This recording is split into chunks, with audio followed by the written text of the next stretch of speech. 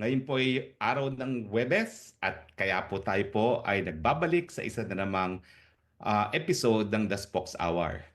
Wala po ako ngayon sa Hague dahil ang utos na ating Vice President at tupagin ko muna yung aking asylum. Pero lilinawin ko lang po ha, ako po ngayon ay isang seeker dahil na naka-apply na po ako for asylum.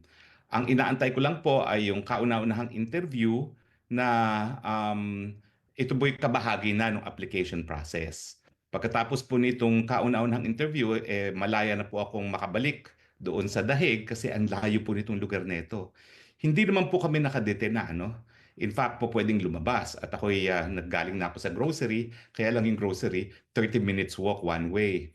At saka yung biyahe papunta rito, kung nasaan ako, 4 na oras galing sa Dahig.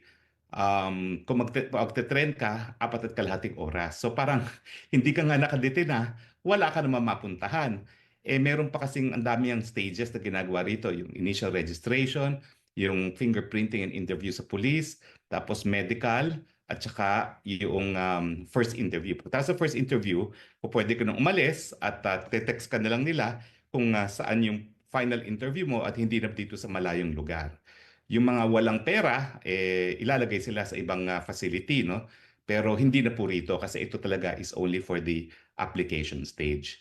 Pero ngayon po, dahil ako'y aplikante na, meron na akong non-refuma, karapatan sa non-refuma. Ibig sabihin, hindi na ako po pwedeng mapabalik dun sa bansa na aking inalisan dahil sa aking political persecution at yan po ay bansang Pilipinas. Alam niyo po, bukod sa sinabi ni VP Sara na kailangan ayusin ko muna ito para makakonsentrate na rin ako no, doon sa pagdepensa sa presidente, pero hindi pa po sigurado, nakasama ko ha. Lilinawin ko lang po yan. Sabi lang yan, sige ayusin mo yung asylum mo. No? Yung mere fact na nag-apply ako, yan yung nagbigay sa akin ng karapatan na hindi na ako po pwedeng mapabalik sa Pilipinas.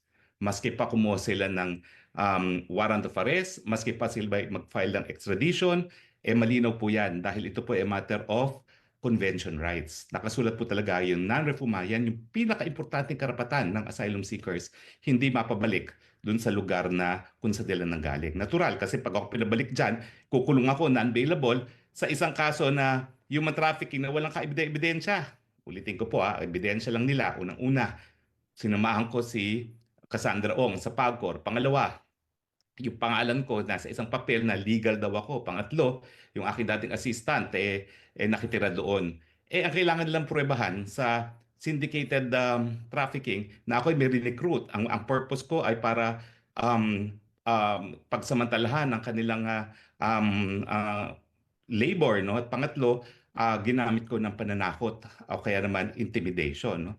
Tapos kung conspiracy naman, anong ebidensya ng conspiracy? Dapat magpakita talaga na nagkaroon kami ng pagkakaisang layunin at yun nga ay gumawa ng krimen na syndicated trafficking. Sa akin, yung pendency ng complaint sa DOJ at kung isasampa nila sa korte, yan ang pinakamalakas na ebidensya ng political persecution dahil yan ay pagsampa ng kaso na walang basihan, ang tawag po dyan, unjust prosecution.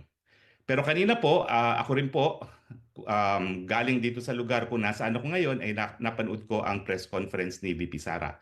Ang huling beses ko pong nakita si VP Sara, yung makalawa pa, nag-dinner kami kasama si Kaufman. At doon nga po niya sinabi, sige, simulan mo na yung application mo sa asylum. Kaya bumiyahe na ako ng malayo at nga po ay naririto. No?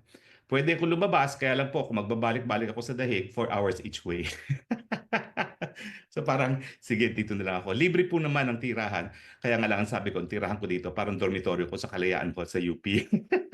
Hindi ko alam na matapos ang ilang taon naman nakakalipas na 1990 ako tumira sa Kalayaan. No? 1990, ayan, 2000, 2010, 2020, 35 years balik ako sa kwarto ko sa Kalayaan. At ang naging roommate ko rin dito ay isang Muslim na Afghan. Ang roommate ko sa Pilipinas ay isang Muslim po na galing sa Mindanao na itatago ko muna ang pangalan dahil maraming impormasyon na naibigay sa akin yung roommate ko sa Kalayaan.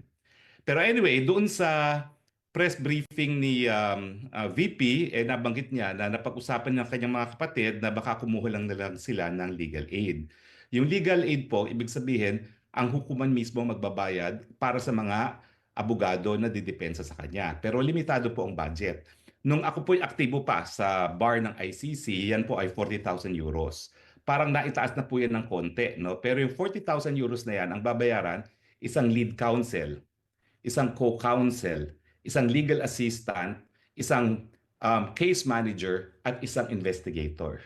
So makita nyo, manipis talaga. Kaya naman ako, kahit ano mangyari sa aking application, kung talagang dahil manipis at 5 lang yan, hindi ko naman kasasama ng loob na kung hindi ako mapasama dyan sa team, no? Dahil 5 nga lang po yan. In fact, effectively, 2 lang yan. Kasi yung legal assistant at saka yung case manager, mga batang-batang abogado po yan. So 2 abogado lang talaga ang harap sa hukuman. Yung lead at saka yung co, tapos investigator. So okay lang po kung anong desisyon ni VP Sara at ni PRRD. Kaya lang, syempre, iniisip ko na dahil ang issue nga ay issue kung tama ba yung pag-aaresto kay Presidente Duterte, kinakailangan din may Pilipino dyan. Hindi naman ako kinakailangan yung maging abogado yon. Bahala po pumili ang Presidente Duterte. Pero ako po ha, miski ako'y piliin ni Presidente Duterte, kung ayaw ni BP Sara at ang gusto ni BP Sara mas iba mag-represent, ma'am, that's your call. Hindi ko naman pagpipilitan ng sarili ko, at kung ako ay i-request ni PRRD, importante rin na i-endorso ako at i-request din ako ni VP Sara. Kasi nga, alam niyo naman ang kwento ng buhay ko, no? Talaga namang ako'y tagasunod ni VP Sara, susunod ako sa sasabihin ni VP Sara. At yan po ay walang halong kaplastikan. That's true. Kita nyo nga, sumunod ako sa kanya sa unit team. Ano nangyari? So susunod ako kung ano ang sasabihin niya sa akin. Bagamat, nung nag-usap kami, sabi ko, kasi minsan nakatakot ako sa iyo eh. Kaya minsan may mga gusto kang gawin na sa tingin ko hindi ko sang-ayon, hindi ako makapagsalita, no? Hindi ko sasabihin ko ano yan. Pero may 2 bagay na ngayon lang nangyari na sumunod ako sa kanya, pero alam ko na hindi dapat, no? So, syempre, dahil ganyan naman ang aking pagsunod kay BP Sara, kung sabihin niya na dahil ko kaunti ang mga abogado at mas gusto niyang lahat dayuhan, ay nako, I will bow to it, no? At intindihin na lang natin, no, na hindi lang naman si PRRD talaga ang dapat magdesisyon, kundi si BP Sara din, no? Dahil siya naman ay anak na abogada rin. So, yun lang po ang makukuha sa legal aid. Lead counsel, co-counsel, legal assistant na bata rin, case manager na bata din, at investigator. Now, pwede humingi ng additional, pero yung mga more complicated cases, usually ang dinadagdag lang, additional investigators. So pagdating sa legal, 2 lang talaga. Yung si lead counsel at si co-counsel. So hayaan po natin silang magdesisyon, no? Although nagpapasalamat po ako ha doon sa napakadaming nagbibigay ng suporta sa akin, maraming na-disappoint. Well, mali po ako doon in the sense na inassume ko na maging abogado na talaga ako sa ICC. Pero abogado po talaga ako ni Presidente Duterte pagdating sa ICC matters. 2018 pa po. So hindi po ako nagsinungaling. Hindi po ako nagsinungaling, talagang abogado na ako ni Presidente Duterte on ICC matters mula pa po ng 2018. Ang problema po, yung mga ibang supporters ni PRRD, binaliwala lahat ng sinabi ko dahil sabi nila, imposibleng mangyari yan na makakarating si PRRD sa ICC. So lahat po ng mga nagsabing imposible yan, alam po nila kung sino sila, at sila naman po yung napakalapit kay Presidente. Need I say it? Pero I told you so. So anyway, yun lang pong makukuha sa legal aid. Now, hindi rin po automatic yan ha. Mag-iimbestiga pa ang ICC at titignan nila yung kita ni Presidente. Wala naman siyang kita, pension lang. Sabi ko nga, ang pension niyan mga 300,000 at most. In euro terms, times 7 ata ang euro, magkano lang yan. So that's basically, sabihin na natin ay 5,000, no? 5,000, o tama, 5,000 euros a month. Alam mo naman si Presidente, no? Yung kanyang pension, hahatiin pa niya sa 2. Dahil alam niyo naman, sinasabi niya, 2 yung asawa niya. Tapos, kung ano yung ari-arian. Ako po, I can swear, kailan ko lang po nakita ang bahay ni Presidente Duterte sa Davao. Na guilty ako dahil di hamak na mas maganda ang bahay ko kaysa sa bahay ni Presidente Duterte. Mayor, wag ka magagalit, pero ang description ko sa bahay niya, bahay ng kalapati. Kasi yung kwarto niya, nasa 2nd floor, meron lang revolving stairways na napakakitid, pero memoryado na niya yun. So miski mahina na ang kanyang paglalakad ngayon, miski nakapikit, kaya niya umakyat doon dahil buong buhay niya doon siya tumira. At matapos nga yan, kinausap ko yung kasama niya ng gaalaga sa kanya, bakit naman hinahayaan ng pamilya ni Presidente na tumira sa ganito ang dating Presidente? Talagang sinabi ko yun. Ang sagot, meron ngang isang tycoon na bumisita sa kanya. Ang bilin sa kanya, bumili ka ng kahit anong bahay, akong magbabayad. Ayaw talagang umalis ni Presidente Duterte sa kanyang pamamahay. At lalo pa akong napahanga sa pagkatao ni Presidente Duterte dahil dun nga siya na pinili niya na talagang manirahan sa tinatawag kong pigeon house. Kasi mukha talaga siyang pigeon house. Yung second floor niya, kwarto lang niya. Hindi siya yung buong second floor. Doon lang siya. Yun lang yung ano niya, yung kanyang kwarto. Kaya tawag ko pigeon house. At saka isang galaw mo lang tapos na yung bahay. Siguro wala pang 175 square meters yung floor area ng bahay na yun. Para po talaga siyang socialized housing. And hindi ako mapaniwala na doon nakatira ngayon ang dating presidente ng Pilipinas. So anyway, ang punto is mag-iimbestiga ang ICC kung talagang ang pensyon niya ay 5,000 euros, ilan ang sinusuportahan niya, at saka kung meron pa siyang ibang ari-arian. Ang alam ko po, ang mga ari-arian lang niya talaga at pinag-uusapan naman na po namin yan, ay yung mga ari-ariang namana niya. Okay? Sa kanyang tatay. Yung tatay po niya, I'm sure, meron din kaya, pero yun yung sa mga nakalipas na panahon na, no? Dahil naging governor naman yung tatay niya. Pero, napag-uusapan din naman namin yung kanyang, kumbaga, ari-arian, hindi po yan masyadong marami. At saka alam nyo naman sa Mindanao, ang valor ng mga property hindi mataas. So anyway, ibig sabihin, hindi pa po automatic yan.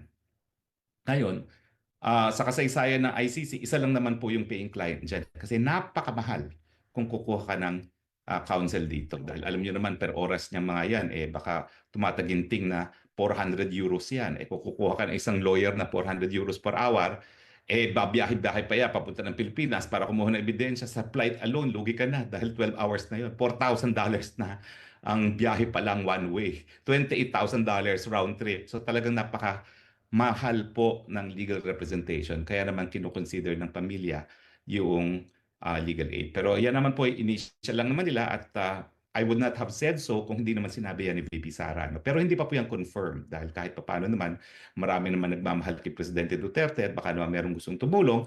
Kasi syempre, kung effectively, dalawa lang yung abogado na magtatrabaho at iba naman mga batang abogado, syempre mas mabuti kung mas marami pang makakatulong. Pero ako, happy na ako sa legal aid. Even if baka hindi nga talaga ako mapili dahil kakaunti lang yung tao, dahil that will prove to the world na talagang hindi nagpa-yaman si Presidente Duterte. No? Bagamat I'm sure yung mga supporters niya ng mga mayayaman ay magsasabi wala kaming pakialam. Kung may isang tycoon na sinabi dun sa kasama niya na wala akong pakialam kung ganong kamahal ng bahayan na magustuhan niya, babayaran ko. I'm sure marami rin siyang mga supporters na willing magbigay ng pera at wala pong pagbabawal dahil wala na sa gobyerno ang ating Presidente Duterte, di ba?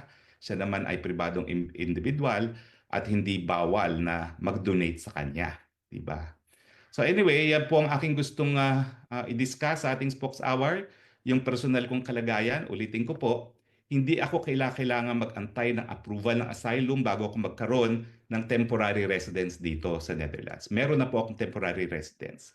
Ay, papakita ko sana sa inyo yung certificate. Meron na kasi akong certificate na ako ay isang asylum seeker at meron ng karapatan under dun sa domestic law na nag implement ng Convention on Refugees and Asylum Seekers. No? Alam niyo, sa totoo lang, napaiyak ako nung pinirmahan ko yan.